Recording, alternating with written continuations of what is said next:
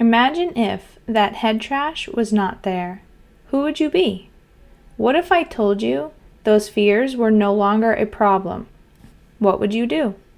I'm Stephanie Costello, a mom of three, wife, and avid mountaineer.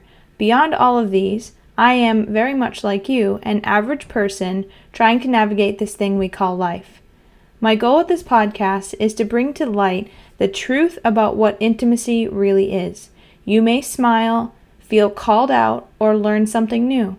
Either way, you will learn you are in control.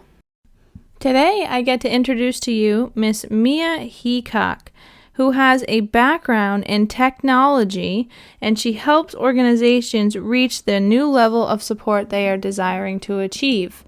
With this creativity and experience, she has been exposed to a variety of Indonesian culture shows where she is a designer and a model.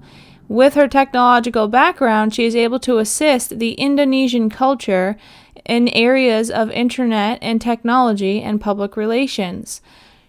She moved to the Boston area in 1990 from Indonesia when she was 14 and a half years old. In this experience, she's been able to take her help and bring it back to Indonesia and support younger women and families with making the better and best choices for their families. Now, in her spare time, she is a mom of her teenage daughter and son, a hockey mom, a rock climber, a fitness enthusiast, an outdoor adventure lover where she shares with her husband in and around the New Hampshire area. When she shares all of this on her social media, she gives such inspiration to those in Indonesia to be able to know that they can too have the life that they desire to live. All right. Hello, Mia, and welcome to the Intimacy Truths podcast. Thank you. Thank you. You're so welcome. I'm so excited to talk about today. The topic of the day is how to give a hand up and not a hand out. And Mia is part of a nonprofit called Indonesian Three Magnolias, right? I said it right? Good. I'm glad I said it right. And the founder is Nuri Auger, correct?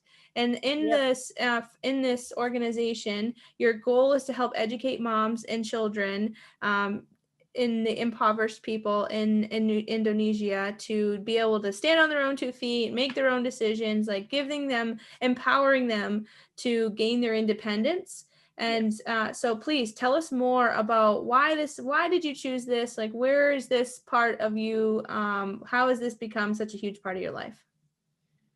First of all, when I met Nuri Auger, I think her energy and her kind heart draws me to her. I think the story of how she started all this by her donating her house in Indonesia to open up for a charity school, we call it at this point, is, she's hosting all these kindergartners age of children and their moms who really come from a poor community, and welcoming them and being able to provide some type of education with the support that we are doing here. So the school, as of right now, the charity school, we call it Yayasan Tiga Cempaka. It's another translation in Indonesia of Indonesian Three Magnolias school.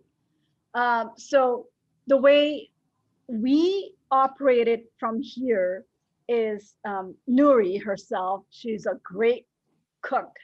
She cooks authentic Indonesian food, and she would make basically the recipes of each of these ingredients into um, a jar of things that she could sell. So basically, she sells things to generate money. She also sells food during for one of those in here like bazaar or one of those weekend pop up or something like that. And the money she'll then send to the Yayasan Tiga Cempaka in Indonesia for the operation. Now, currently, we have 3 teachers that just teach these mothers and children the basic fundamentals. For instance, the mothers, being able to cook, sew, and create arts and crafts. Yeah. And these three things would then help them to be more independent in terms of if they wanted to open up their own little pop-up or create, local soap or candles, or create, make, clothing that they can sell. That is our goal. And the children on the other side, they're just the cutest. But we give them tools of basic, reading, writing, and also speaking English. And this is very important at this age. They graduated from this school, this little school, onto the next school even better. And this is what I heard so far.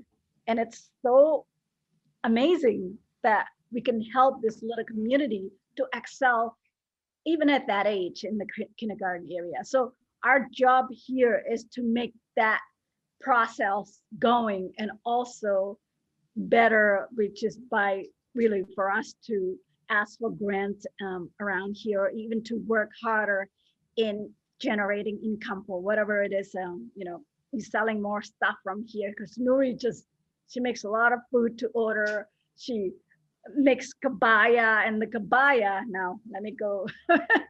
She's also not just a chef, she's also a designer of these clothing that is traditional to the Indonesian tradition, which is called kabaya. Now kabaya, it's not, it's a lace style clothing, and it costs a lot of money per costume. It would cost up to $200 per costume. Wow. So, and she is definitely authentic and knows exactly how it's to be done. Yeah. So with that itself, so yes, she is doing a lot of work. My part is to be able to help her with any necessary documentation or advertisement, or just educating people here what our foundation is in Indonesia. Yes. And so did she donate her house yet, or she desires to donate her house? She desires to donate her house, but at the same time, it is still her property, and she would like to give that property to her children eventually in the future to decide what they want to do.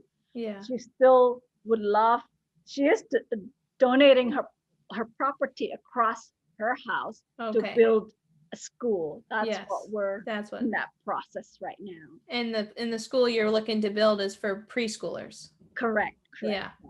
Kindergarten or preschools. So special, right? And I think it's really important for hopefully the listeners to really get the big message from your story. And